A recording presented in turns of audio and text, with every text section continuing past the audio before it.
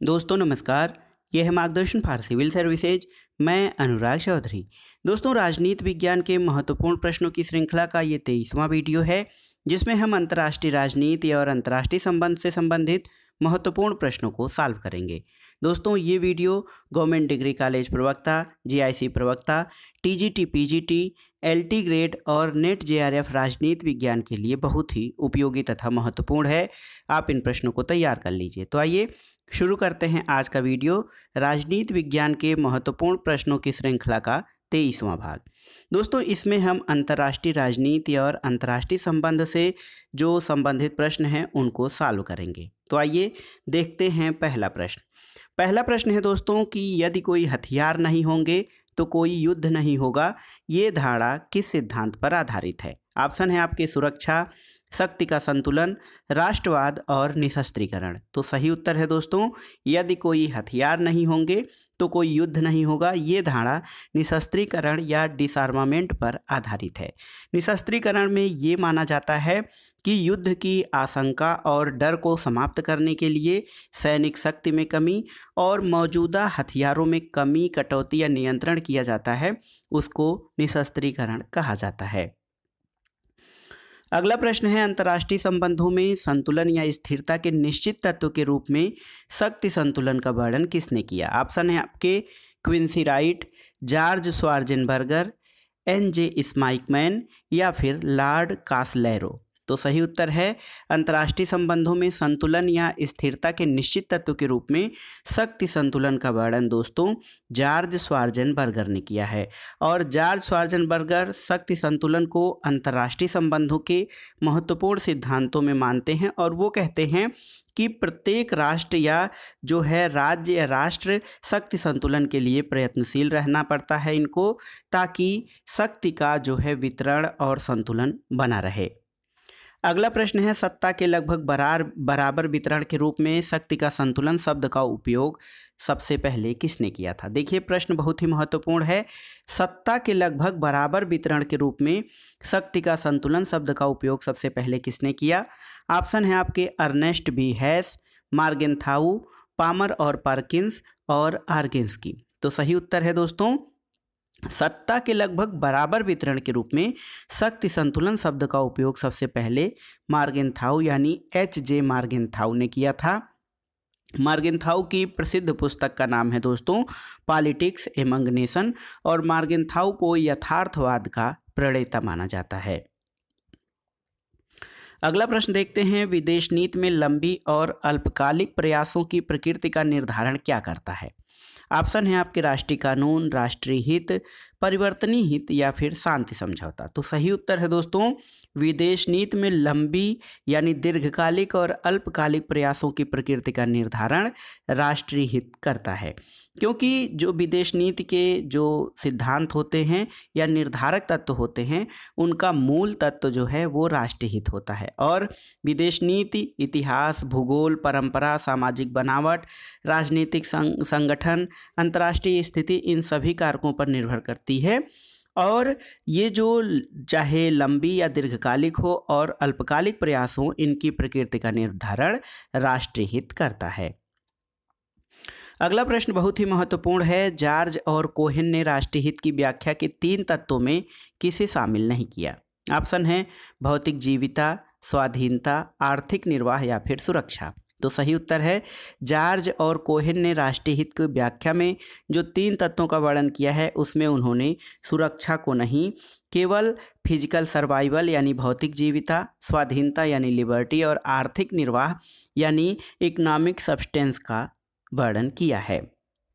अगला प्रश्न देखते हैं, कौन सा सिद्धांत सभी के लिए एक और एक के लिए सभी? ये बहुत ही महत्वपूर्ण जो है, ये एक तरह से सूत्र वाक्य है, ऑल फॉर वन और वन फॉर ऑल। दोस्तों, ये जो सिद्धांत है किस पर आधारित है कि सभी के लिए एक और एक के लिए सभी? ऑप्शन है आपके अंतर्राष्ट्रीय नैतिकता, राष्ट्रीय हित, सामूहिक सुरक्षा और शक्ति का संतुलन। तो one for all and all for one दोस्तों, ये कलेक्टिव सिक्योरिटी यानी सामूहिक सुरक्षा इसी सूत्रवाक्य पर आधारित है। अगला प्रश्न है, कौन सा प्रारंभिक और अस्थाई दोनों हितों से उभर सकता है। ऑप्शन है परिवर्तनीय हित, समान हित, पूर्व पूरक हित और विशिष्ट हित। तो सही उत्तर है दोस्तों प्राथमिक और अस्थायी दोनों हितों से परिवर्तनीय हित उभर सकता है। और निश्चित परिस्थितियों में देखा जाए तो राष्ट्रीय हित के लिए इसे महत्वपूर्ण माना जाता है और इस अर्थ में परिवर्तनीय हित प्राथमिक और अस्थायी हित दोनों से अलग हो सकता है।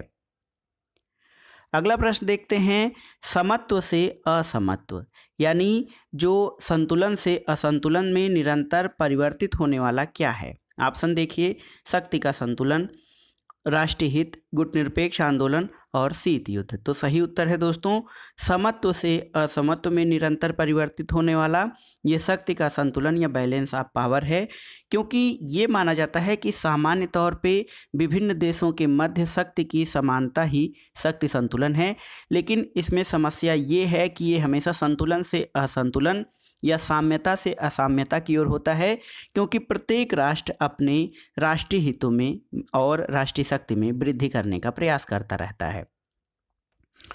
अगला प्रश्न है, सामूहिक सुरक्षा निम्न में से किससे अधिक व्यवस्थित है। ऑप्शन है शक्ति का संतुलन, राष्ट्रवाद, अंतर्राष्ट्रीय कानून या फिर निशस्त्रीकरण। तो पूछ रहा है कि जो सामूहिक सुरक्षा है या कलेक्टिव सिक्योरिटी है, इन विकल्पों में से किससे अधिक व्यवस्थित है। तो सही उत्तर है शक्ति का संतुलन। सामूहिक सुरक्षा का जो अवधारणा है दोस्तों, ये शक्ति संतुलन अवधारणा से अधिक व्यवस्थित है।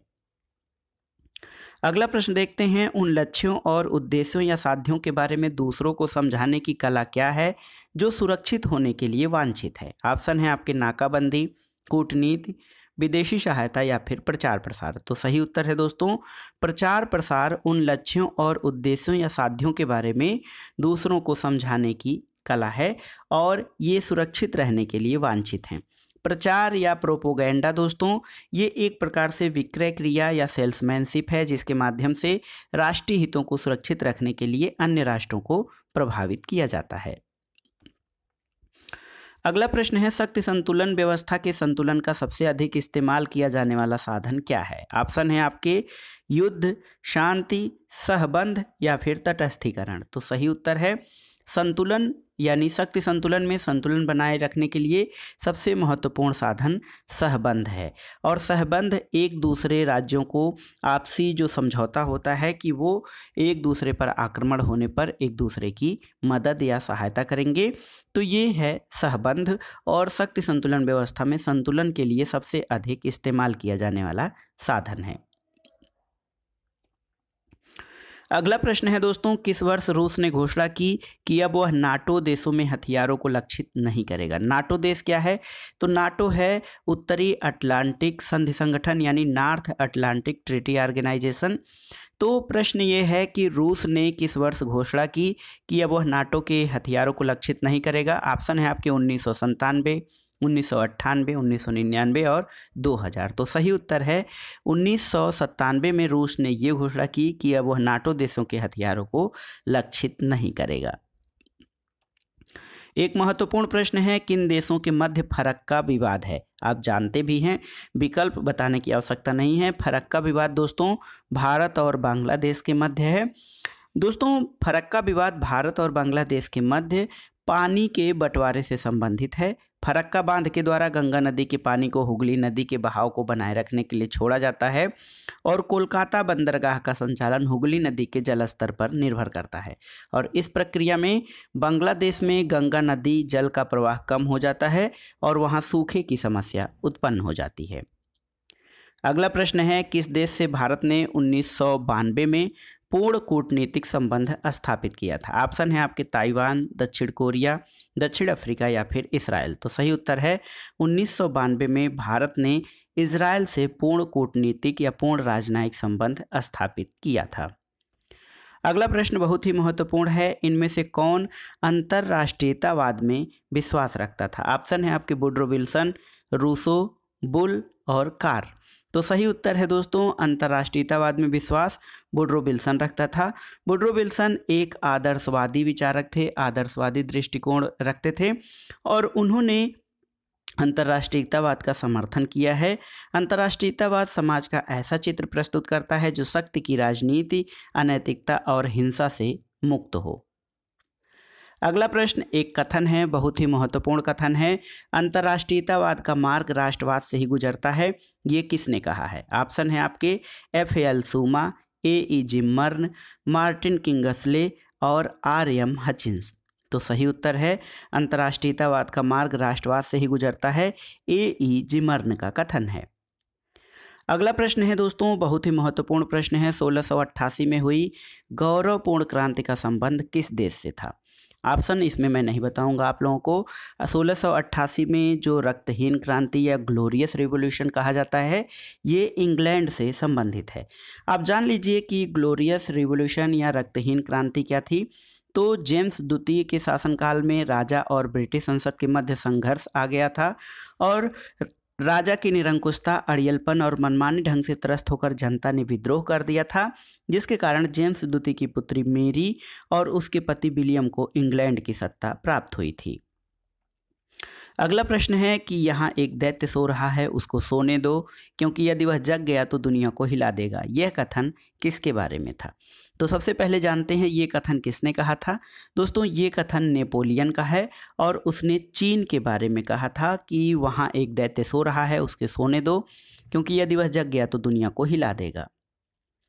अगला प्रश्न है बहुत ही महत्वपूर्ण, फ्रांस की राज्य क्रांति का स्वरूप कैसा था? ऑप्शन देखिए, बुर्जुआ, सर्वहारा, समाजवाद या नव लोकतांत्रिक। तो सही उत्तर है दोस्तों, फ्रांस की राज्य क्रांति का स्वरूप बुर्जुआ या मध्यम वर्गीय था। दोस्तों 16वीं 17वीं शताब्दी में फ्रांस में मध्यम वर्ग सचेत और सुसंगठित हो गया था और राजतंत्र का केंद्रीकरण बढ़ता जा रहा था। पुरातन सामंती व्यवस्था में बुर्बो वंश का लुई 14वां जैसे शासक हुए, जो अपने को निरंकुश शासक और मैं ही राज्य हूँ ये कहता था। लुई 16वां के काल में 1789 में फ्रांस की क्रांति हुई थी और फ्रांस की क्रांति में वैचारिक योगदान रूसो, वाल्टेयर और मॉन्टेस्क्यू ने दिया था। अगला प्रश्न है कथन और कारण से संबंधित है। कथन है कि यह मानने के लिए कारण है कि राष्ट्र का युग अब समाप्ति की ओर है, ये गलत है। कारण में है कि राष्ट्रवाद के कारण नए राज्यों का जन्म, साम्राज्यों के विघटन और सीमाओं का पुनर्निर्धारण हुआ है, तो ये आपका सही कथन है। तो सही उत्तर है कि डी यानी ए असत्य और आर सही है। अगला प्रश्न है दोस्तों बहुत ही महत्वपूर्ण है, विकासशील देशों के अल्प विकास का कारण क्या है? ऑप्शन है आपके ढांचागत सुविधाओं का अभाव, परंपरागत कृषि, दक्ष और ईमानदार प्रशासकों का अभाव और इनमें से सभी। तो दोस्तों विकासशील देशों के अल्प विकास का कारण इनमें से सभी है। अगला प्रश्न है 1965 में भारत पाक युद्ध के समय पाकिस्तान का शासक कौन था? तो सही उत्तर है अयूब खान। अयूब खान जो है 1965 के भारत पाकिस्तान युद्ध के समय पाकिस्तान के राष्ट्रपति थे। अगला प्रश्न देखते हैं, भारत पाकिस्तान संबंधों के विषय में द्विपक्षीयता के सिद्धांत का निम्न में से किस में समावेश किया गया था? ऑप्शन है ताशकंद समझौता, शिमला समझौता, कश्मीर पर संयुक्त राष्ट्र संघ का प्रस्ताव या फिर गुजराल सिद्धांत। तो सही उत्तर है शिमला समझौता। 1972 में जब भारत पाकिस्तान युद्ध के बाद भारत पाकिस्तान के बीच शिमला में एक समझौता हुआ था। इसमें भारत की तरफ से प्रधानमंत्री इंदिरा गांधी और पाकिस्तान की तरफ से जुल्फिकार अली भुट्टो शामिल थे। अगला प्रश्न उसी से संबंधित है, शिमला समझौते पर किसके द्वारा हस्ताक्षर किए गए थे? तो सही उत्तर है इंदिरा गांधी और ZA भुट्टो यानी जुल्फिकार अली भुट्टो। तो शिमला समझौता इंदिरा गांधी और जुल्फिकार अली भुट्टो के बीच समझौता हुआ था। अगला प्रश्न है बहुत ही आसान, शिमला समझौता किन दो देशों के बीच हुआ? भारत और पाकिस्तान। अगला प्रश्न है बांग्लादेश में 1971 में भारत के हस्तक्षेप का कारण क्या था? ऑप्शन है आपके शक्ति संतुलन के लिए हस्तक्षेप, मानवीय हस्तक्षेप, वित्तीय हस्तक्षेप या आत्मरक्षा के लिए हस्तक्षेप। तो सही उत्तर है बांग्लादेश में 1971 में भारत ने आत्मरक्षा के लिए हस्तक्षेप किया था। अगला प्रश्न है दोस्तों, भारत श्रीलंका समझौता कब संपन्न हुआ था? ऑप्शन है आपके 1985, 1986, 1987 और 1988। तो सही उत्तर है भारत और श्रीलंका के बीच तमिल जाति समस्या से उत्पन्न तनाव को दूर करने के लिए 29 जुलाई 1987 को भारत श्रीलंका समझौता हुआ था। अगला प्रश्न है मित्र राष्ट्रों द्वारा द्वितीय विश्व युद्ध के बाद की व्यवस्था को बनाने में किस सम्मेलन का महत्वपूर्ण योगदान था? माल्टा सम्मेलन 1945, याल्टा सम्मेलन 1945, पेरिस सम्मेलन 1943 या फिर वियना सम्मेलन 1944? तो सही उत्तर है दोस्तों, मित्र राष्ट्रों द्वारा द्वितीय विश्व युद्ध के बाद की व्यवस्था बनाने में याल्टा सम्मेलन 1945 का योगदान था। और याल्टा जो है रूस के क्रीमिया प्रायद्वीप में याल्टा नामक जगह है, वहीं पर ये समझौता हुआ था। अगला प्रश्न है, भारत सोवियत संधि पर हस्ताक्षर कब हुए थे? तो सही उत्तर है, भारत सोवियत संघ की जो संधि है वर्ष 1971 में शांति, मैत्री और सहयोग के लिए एक संधि हुई थी। अगला प्रश्न है, चीन के नेताओं की भारत यात्रा के दौरान किन स्थानों पर चीनी सेनाओं की घुसपैठ की समस्या हुई थी? तो सही उत्तर है, चीन के नेताओं की भारत यात्रा के दौरान दोस्तों जो है जम्मू कश्मीर राज्य के लद्दाख, उसमें डेप्सांग और चुमार, लद्दाख के डेप्सांग और चुमार में चीनी घुसपैठ की घटना हुई थी। अगला प्रश्न बहुत ही महत्वपूर्ण है, मार्शल योजना या मार्शल प्लान का संबंध किससे है? ऑप्शन है जर्मनी की सहायता से, सोवियत संघ की सहायता से, पश्चिम यूरोप की सहायता से या फिर पूर्वी यूरोप की सहायता से। तो सही उत्तर है, मार्शल योजना या मार्शल प्लान जो है वो पश्चिम यूरोपीय देशों की सहायता से संबंधित है। अमेरिका के विदेश सचिव जॉर्ज मार्शल थे, उन्होंने इस योजना को यूरोपीय पुनरुत्थान योजना या यूरोपियन रिकवरी प्लान के नाम से ये योजना जो है चालू की थी, जिसको बाद में मार्शल योजना भी कहा गया था। अगला प्रश्न है कि भूतपूर्व सोवियत संविधान ने अपने संघीय इकाइयों को कुछ ऐसे अधिकार दिए थे जो भारतीय और अमेरिकी संघों ने अपनी इकाइयों को नहीं दिए हैं, वो अधिकार कौन से थे? ऑप्शन देखिए दोस्तों, विदेशी शक्तियों के साथ संबंध स्थापित करना और संघ से अलग हो सकना। ऑप्शन 3 है अलग सेना रखना और किसी क्षेत्रीय संगठन में शामिल होना। तो सही उत्तर है दोस्तों कि भूतपूर्व सोवियत संघ ने विदेशी शक्तियों के साथ संबंध स्थापित करना और संघ से अलग होने का अधिकार अपनी इकाइयों को दिया था। ऑप्शन ए आपका सही उत्तर है और ये चीज़ें भारत और अमेरिका के संघ में नहीं हैं। अगला प्रश्न है, मिखाइल गोर्बाचोव ने प्रस्तावित किया था पूंजीवादी देशों के साथ मित्रता, ग्लासनास्त और पेरेस्ट्रोइका, चीन के साथ संधि और पूर्वी यूरोप का सैन्यीकरण। तो दोस्तों सोवियत संघ के राष्ट्रपति थे मिखाइल गोर्बाचोव, उन्होंने पेरेस्ट्रोइका यानी पुनर्निर्माण और ग्लासनोस्त यानी खुलेपन नामक 2 कार्यक्रमों की उद्घोषणा की थी। और एक प्रकार से देखा जाए तो शीत युद्ध की समाप्ति के लिए भी पेरेस्ट्रोइका और ग्लासनोस्त बहुत ही महत्वपूर्ण नीतियां रही थीं। अगला प्रश्न है, जब 1967 में आसियान की स्थापना हुई थी तो उसमें कौन सा देश इसका सदस्य नहीं था? ऑप्शन है मलेशिया, सिंगापुर और फिलीपींस, लाओस। तो सही उत्तर है लाओस आसियान की स्थापना के समय सदस्य नहीं था। आसियान दक्षिण पूर्व एशियाई राष्ट्रों का संगठन है, इसमें वर्तमान में जो है दोस्तों 10 राष्ट्र शामिल हैं, लेकिन पहले इसकी स्थापना के समय इसमें इंडोनेशिया, मलेशिया, सिंगापुर, फिलीपींस और थाईलैंड ही थे, लेकिन बाद में इसमें 5 देश और जुड़ गए। अब इसके 10 सदस्य देश हैं। अगला प्रश्न है, G15 देशों के प्रथम शिखर सम्मेलन 1990 का स्थल कहाँ पर है? ऑप्शन है आपके नई दिल्ली, कुआलालंपुर, इस्लामाबाद और ढाका। तो सही उत्तर है G15 देशों का प्रथम शिखर सम्मेलन 1990 कुआलालंपुर मलेशिया में हुआ था। अगला प्रश्न है, उरुग्वे चर्चा दौर का परिणाम क्या हुआ था? ऑप्शन देखिए, एशिया प्रशांत आर्थिक सहयोग की स्थापना, NAFTA की स्थापना, 17वें समूह की स्थापना और विश्व व्यापार संगठन की स्थापना। तो सही उत्तर है दोस्तों उरुग्वे चर्चा के जो है दौरे का, उरुग्वे चर्चा के दौर का जो परिणाम था वो था विश्व व्यापार संगठन यानी WTO की स्थापना। दोस्तों उरुग्वे दौर की वार्ताओं के परिणाम स्वरूप 1 जनवरी 1995 को वर्ल्ड ट्रेड ऑर्गेनाइजेशन की स्थापना हुई थी। अगला प्रश्न बहुत ही महत्वपूर्ण है, नाटो संधि पर किस वर्ष हस्ताक्षर हुए थे? नाटो यानी North Atlantic Treaty Organisation. Sir सही उत्तर है 4 अप्रैल 1949 को नाटो संधि पर हस्ताक्षर हुए थे। तो सही उत्तर आपका हो जाएगा सन 1949। और नाटो का मुख्यालय दोस्तों ब्रुसेल्स बेल्जियम में स्थित है। अगला प्रश्न है, नाटो का मुख्यालय कहाँ पर है? तो आप जानते हैं ब्रुसेल्स में, बेल्जियम में।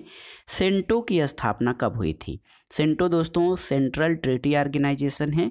इसकी स्थापना 1955 में बगदाद में हुई थी और सेंटो भी नाटो की तरह एक सैनिक संधि है। ये टर्की, ईरान, ब्रिटेन और पाकिस्तान ने मिलकर इसको सेंटो नाम दिया था। अगला प्रश्न है, कौन सा सैन्य संगठन नहीं है? नाटो, सेंटो, सीटो और अमेरिकी राज्यों का संगठन। तो सही उत्तर है अमेरिकी राज्यों का संगठन सैनिक संगठन नहीं है, जबकि नाटो, सेंटो और सीटो ये सभी सैनिक संगठन की श्रेणी में आते हैं। अगला प्रश्न देखिए, ये कई बार पूछा है इसलिए आप तैयार रखिएगा। उत्तर अटलांटिक संधि संगठन क्या है? ये एक सैनिक गठबंधन है। अगला प्रश्न है, इनमें से किस घटना को तनाव शैथिल्य से जोड़ना अनुचित होगा? ऑप्शन देखिए, ऑप्शन है नाटो का गठन, निक्सन की चीन यात्रा, साल्ट की संधियां, अमेरिका की वियतनाम से वापसी। तो तनाव शैथिल्य दोस्तों दो महाशक्तियों यानी अमेरिका और सोवियत संघ गणराज्य के बीच तनाव की शिथिलता से लिया जाता है और नाटो की स्थापना तनाव शैथिल्य की दिशा में कोई कदम नहीं था, बल्कि नाटो की स्थापना से एक प्रकार से शीत युद्ध का विस्तार ही हुआ था। अन्य जो चीज़ें हैं जैसे निक्सन की चीन यात्रा, स्ट्रेटजिक आर्म लिमिटेशन ट्रीटी यानी साल्ट संधि और अमेरिका की वियतनाम से वापसी, ये सभी तनाव शैथिल्य के लिए जिम्मेदार हैं। अगला प्रश्न बहुत ही महत्वपूर्ण है, तृतीय विश्व या थर्ड वर्ल्ड पदावली का प्रयोग सर्वप्रथम किसके द्वारा किया गया था? ऑप्शन है आपके अल्फ्रेड सावी, फ्रांस फैनन, बर्नार्ड बारूच या फिर विली ब्रांड। तो सही उत्तर है दोस्तों थर्ड वर्ल्ड या तृतीय विश्व की संकल्पना या इस शब्दावली का प्रयोग सबसे पहले फ्रांसीसी विचारक अल्फ्रेड सावी द्वारा किया गया था और तृतीय विश्व शब्द का प्रयोग अल्फ्रेड सावी ने 1952 में किया था। तृतीय विश्व क्या है? तो प्रथम विश्व के लोग पूंजीवादी व्यवस्था वाले देश थे, द्वितीय विश्व के लोग सोवियत संघ और उसके जो सहायक देश थे साम्यवादी व्यवस्था वाले, और तृतीय विश्व विकासशील देश, ऐसे विकासशील देश थे एशिया अफ्रीका के जो कि अभी हाल में स्वतंत्र हुए थे और वो शुरू में किसी न किसी देश के उपनिवेश रहे थे। तीसरी दुनिया से क्या तात्पर्य है? तो दोस्तों तीसरी दुनिया के देशों में एशिया, अफ्रीका और लैटिन अमेरिका के देश जो पहले किसी के गुलाम थे उनको माना जाता है। अगला प्रश्न है, निम्नलिखित में से कौन सा तृतीय विश्व के सदस्य हैं? ऑप्शन देखिए, जापान, कनाडा, पूर्व सोवियत संघ, नहीं। अमेरिका, जर्मनी, नीदरलैंड, नहीं। भारत, नाइजीरिया, श्रीलंका। तो सही उत्तर है भारत, नाइजीरिया और श्रीलंका तृतीय विश्व के सदस्य हैं। अगला प्रश्न है दोस्तों बहुत ही महत्वपूर्ण है, परमाणु अप्रसार संधि यानी NPT, nuclear non proliferation treaty, ये कब अस्तित्व में आई थी? तो सही उत्तर है परमाणु अप्रसार संधि 1968 में अस्तित्व में आई थी और 1 जुलाई 1968 को अमेरिका और अन्य 61 देशों ने परमाणु अप्रसार संधि पर हस्ताक्षर किया था, लेकिन ये संधि देखा जाए तो वास्तव में 5 मार्च 1970 को प्रभावी हुई थी। अगला प्रश्न है, परमाणु अप्रसार संधि पर अमेरिका और सोवियत संघ ने कब हस्ताक्षर किया था? ऑप्शन देखिए, थोड़ा घुमा के पूछ रहा है, 1971 के पूर्व, 1971 के बाद, 1975 के बाद और उपर्युक्त तो सभी असत्य हैं। तो सही उत्तर है दोस्तों परमाणु अप्रसार संधि पर अमेरिका और सोवियत संघ ने 1968 में ही हस्ताक्षर कर दिए थे। इसका मतलब 1971 से पूर्व। सही उत्तर आपका ऑप्शन ए हो जाएगा। देखिए, अंतर्राष्ट्रीय राजनीति में एक और महत्वपूर्ण शब्दबंध है जो है शीत युद्ध, जिसको कि कोल्ड वार कहा जाता है। इस शब्द का प्रयोग सबसे पहले किसने किया था? ऑप्शन है आपके बर्नार्ड बारूच, मार्गेनथाउ, प्रोफेसर लिपमैन और जॉर्ज केनन। तो सही उत्तर है शीत युद्ध शब्द का प्रयोग सबसे पहले बर्नार्ड बारूच ने किया था और बर्नार्ड बारूच ने 1946 में पहली बार शीत युद्ध शब्द का प्रयोग किया था। दोस्तों शीत युद्ध शब्द जो है ये इसलिए प्रचलित है क्योंकि ये दो देशों या दो शक्तियों के बीच आमने सामने लड़ा जाने वाला युद्ध नहीं था, बल्कि ये मनोवैज्ञानिक और वैचारिक युद्ध था जो प्रचार, मनोवैज्ञानिक साधनों, रेडियो, इन सब माध्यमों से लड़ा गया था। और इसमें शीत युद्ध में शामिल दो गुट थे, पूंजीवादी गुट जिसका कि नेतृत्व अमेरिका कर रहा था और एक साम्यवादी गुट जिसका नेतृत्व सोवियत संघ गणराज्य कर रहा था। अगला प्रश्न है, शीत युद्ध शब्द का प्रयोग सबसे पहले किसने के द्वारा किया गया? तो सही उत्तर है बर्नार्ड बारूच। शीत युद्ध का अर्थ क्या है? तो सही उत्तर है दोस्तों महाशक्तियों के बीच तनावपूर्ण संबंध और बेल्जियम और हॉलैंड किन दो देशों के बीच मध्यवर्ती राज्य का कार्य करते हैं? तो सही उत्तर है फ्रांस और जर्मनी। दोस्तों, मध्यवर्ती राज्य या बफर स्टेट वो होता है जो दो बड़े राज्यों के बीच प्रतिरोधक या निवारक का कार्य करता है। तो बेल्जियम और हॉलैंड जो है फ्रांस और जर्मनी के बीच मध्यवर्ती राज्य का कार्य करते हैं। अगला प्रश्न है, फ्रांसीसी और अमेरिकी क्रांतियों ने किस अवधारणा का समर्थन किया था? ऑप्शन है आपके प्राकृतिक अधिकार, वैधिक अधिकार, संवैधानिक अधिकार और बाइबिल में उल्लिखित अधिकार। तो सही उत्तर है फ्रांसीसी और अमेरिकी क्रांतियों ने प्राकृतिक अधिकारों के सिद्धांत को समर्थन दिया था, क्योंकि उनका मानना था कि सभी मनुष्य समान हैं, स्वतंत्र हैं और सभी आपस में भाई भाई हैं। अगला प्रश्न है कि क्यूबा संकट या क्यूबा क्राइसिस किस वर्ष हुआ था? तो सही उत्तर है 1962 में। 1962 में क्यूबा क्राइसिस तब हुआ जब क्यूबा में सोवियत संघ ने एक मिसाइल अड्डा बनाने का निर्णय लिया था और संयुक्त राज्य अमेरिका ने उसका विरोध किया था। अगला प्रश्न देखते हैं दोस्तों, कोलंबो प्रस्ताव का संबंध किससे है? ऑप्शन है आपके भारत चीन सीमा विवाद, भारत श्रीलंका तमिल समस्या, भारत श्रीलंका के आपसी मतभेद और उपर्युक्त में से किसी से भी नहीं। तो सही उत्तर है कोलंबो प्रस्ताव का संबंध भारत चीन सीमा विवाद से है। दोस्तों, 21 नवंबर 1962 को चीन ने भारत के साथ युद्ध विराम की घोषणा की थी और भारत चीन सीमा विवाद के हल के लिए श्रीलंका, घाना, इंडोनेशिया, मिस्र, म्यांमार, कंबोडिया, एशिया और अफ्रीका के अनेक गुटनिरपेक्ष राष्ट्रों ने 1962 में कोलंबो में सम्मेलन किया था और यहाँ पर कोलंबो प्रस्ताव आया था जो कि भारत चीन सीमा विवाद से संबंधित है। अगला प्रश्न भी कोलंबो समझौता 1962 से संबंधित है। आप जानते हैं कि ये भारत चीन सीमा विवाद से संबंधित है। अगला प्रश्न है दोस्तों, भारत और चीन के बीच की लड़ाई कब लड़ी गई थी? तो ये लड़ाई 20 अक्टूबर 1962 को लड़ी गई थी। अगला प्रश्न, मैकमोहन रेखा स्थित है। तो मैकमोहन रेखा दोस्तों ये जो है दो देशों भारत और चीन के मध्य स्थित है। मैकमोहन रेखा भारत और चीन के मध्य सीमा रेखा बनाता है। अगला प्रश्न है, हांगकांग ब्रिटेन द्वारा चीन को कब हस्तांतरित किया गया था? ऑप्शन है 30 जून 1996, 30 जुलाई 1997, 30 जुलाई 1998 की आधी रात और 30 अगस्त 1997 की आधी रात को। तो सही उत्तर है दोस्तों, ये जो समझौता है या हस्तांतरण है ये 1 जुलाई 1997 को हुआ था और समझौता 1984 में ही हो गया था मार्गरेट थैचर और झाओ जियांग के मध्य, जिसमें ये तय किया गया था कि ब्रिटेन हांगकांग की संप्रभुता 30 जून 1997 को मध्य रात्रि के समय चीन को सौंप देगा। अगला प्रश्न है दोस्तों, वारसा पैक्ट कब समाप्त हुआ? तो वारसा पैक्ट क्या है सबसे पहले ये जान लेते हैं। 14 मई 1955 को सोवियत संघ ने वारसा पैक्ट की स्थापना नाटो के प्रतिरोध या प्रत्युत्तर में किया था और इसकी समाप्ति कब हुई? तो जुलाई 1991 में सोवियत संघ के विघटन के समय वारसा पैक्ट समाप्त हो गया था। अगला प्रश्न है, वारसा पैक्ट का गठन कब हुआ? तो आप जानते हैं 1955 में। और किसका संबंध गुटनिरपेक्ष आंदोलन से नहीं था? ऑप्शन है Jawaharlal Nehru, colonel Nasser, Winston Churchill और मार्शल टीटो। तो जानते हैं दोस्तों गुटनिरपेक्ष आंदोलन के सूत्रधार नेहरू, नासिर और टीटो थे।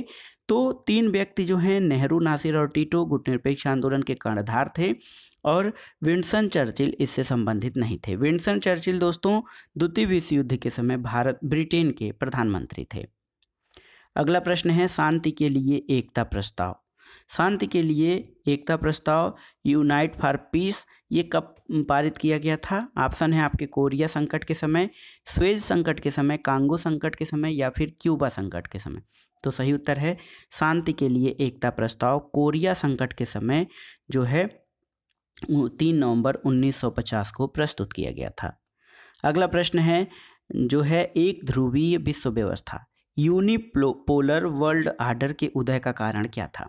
ऑप्शन देखिए, चेकोस्लोवाकिया का विघटन, सोवियत संघ का विघटन, यूगोस्लाविया का विघटन और इनमें से कोई नहीं। तो सही उत्तर है एक ध्रुवीय विश्व व्यवस्था के उदय के कारण सोवियत संघ का विघटन रहा है। दोस्तों, शीत युद्ध की समाप्ति के बाद सोवियत संघ का विघटन हो गया। उसके बाद संयुक्त राज्य अमेरिका एक ध्रुवीय विश्व के जो है मुखिया के रूप में स्थापित हो गया। अगला प्रश्न है, शीत युद्ध के अंत का प्रमुख परिणाम क्या था? ऑप्शन देखिए, समाजवाद का सुदृढ़ होना, साम्यवादी देशों की शक्ति में वृद्धि होना, बाजार अर्थव्यवस्था की लोकप्रियता या चीन में साम्यवाद का अवसान। दोस्तों, शीत युद्ध के अंत के बाद जो साम्यवादी गुट था उसकी समाप्ति हो गई या हार हो गई, क्योंकि सोवियत संघ का विघटन हो गया और बाजार अर्थव्यवस्था की लोकप्रियता बढ़ गई थी। अगला प्रश्न है, इनमें से किस घटना को शीत युद्ध के समापन का महत्वपूर्ण कारण माना जाता है?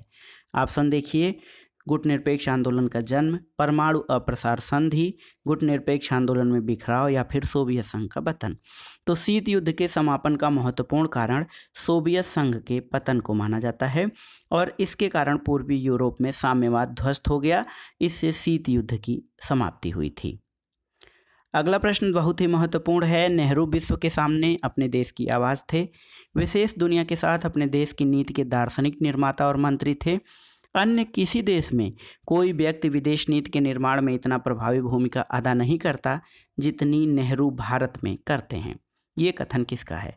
ऑप्शन है Michael Brecher, Winston Churchill, M.O. Mathai, Rajni Kothari. तो सही उत्तर है ये कथन नेहरू के बारे में माइकल ब्रेशर का है और माइकल ब्रेशर जवाहरलाल नेहरू के जीवनीकार हैं। उनकी पुस्तक का नाम है नेहरू ए पॉलिटिकल बायोग्राफी।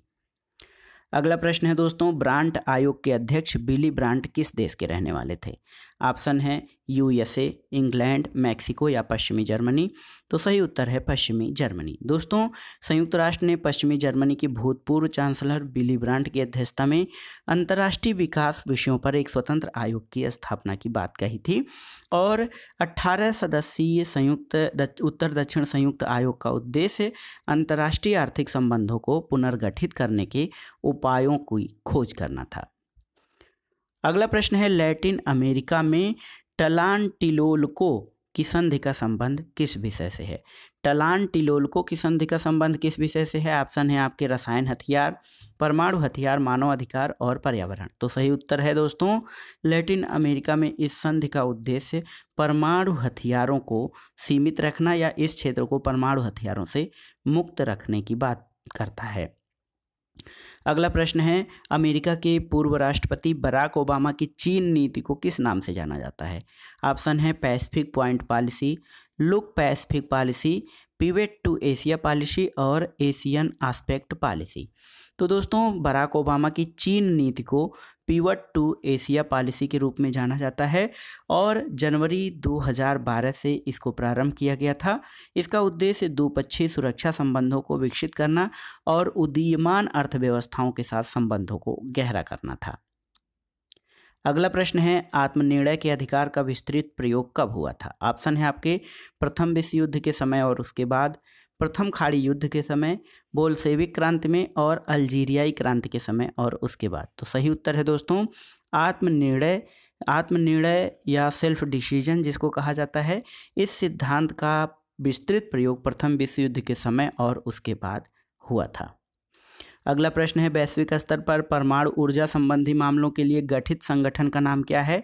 तो दोस्तों, वो है IAEA, international atomic energy agency, अंतर्राष्ट्रीय परमाणु ऊर्जा अभिकरण। तो IAEA ये जो है अंतर्राष्ट्रीय स्तर पर वैश्विक परमाणु ऊर्जा संबंधी मामलों के लिए गठित संगठन है। अगला प्रश्न है, अमेरिका से खाद्य सुरक्षा पर सहमत के बाद भारत ने किस प्रस्ताव पर सहमत दिया है? तो सही उत्तर है विश्व व्यापार संगठन के व्यापार सरलीकरण समझौते पर। अगला प्रश्न है दोस्तों, स्टार वार कार्यक्रम के नाम से प्रसिद्ध रोनाल्ड रीगन के एक सशक्तिकरण कार्यक्रम का नाम क्या था? तो रोनाल्ड रीगन अमेरिका के राष्ट्रपति रहे और उनका एक सशक्तिकरण कार्यक्रम था, सशस्त्रीकरण कार्यक्रम। उसका क्या नाम है? ऑप्शन देखते हैं, force for freedom, punish the guilties, force for ever और स्ट्रेटेजिक डिफेंस इनिशिएटिव। तो सही उत्तर है दोस्तों स्टार वार कार्यक्रम के नाम से प्रसिद्ध रीगन के सशस्त्रीकरण कार्यक्रम का नाम स्ट्रेटेजिक डिफेंस इनिशिएटिव था। अगला प्रश्न है बराक के इस्लामिक स्टेट विरोधी गठबंधन में कौन सा देश शामिल नहीं है। ऑप्शन देखिए ईरान, सऊदी अरब, जॉर्डन और संयुक्त अरब अमीरात। तो इस्लामिक स्टेट विरोधी गठबंधन में ईरान शामिल नहीं था, जो कि बराक ओबामा ने घोषित किया था। दोस्तों बराक ओबामा के इस्लामिक स्टेट विरोधी गठबंधन में ईरान नहीं है और इस गठबंधन में संयुक्त राज्य America, France, Jordan, Bahrain, Saudi Arab और संयुक्त अरब अमीरात शामिल हैं। तो दोस्तों ये था आज का वीडियो। इसमें आपने विभिन्न परीक्षाओं के लिए जो राजनीति विज्ञान और नागरिक शास्त्र से संबंधित हैं उनके लिए महत्वपूर्ण अंतर्राष्ट्रीय संबंध और अंतर्राष्ट्रीय राजनीति के प्रश्नों को सॉल्व किया, जो आगामी परीक्षाओं के लिए बहुत ही उपयोगी हैं। आप इन प्रश्नों को तैयार कर लीजिए। दोस्तों वीडियो आपको कैसा लगा हमें कमेंट बॉक्स में ज़रूर बताइएगा। वीडियो को लाइक करें, शेयर करें और इस चैनल मार्गदर्शन फॉर सिविल सर्विसेज को सब्सक्राइब करें। वीडियो देखने के लिए धन्यवाद दोस्तों। नमस्कार।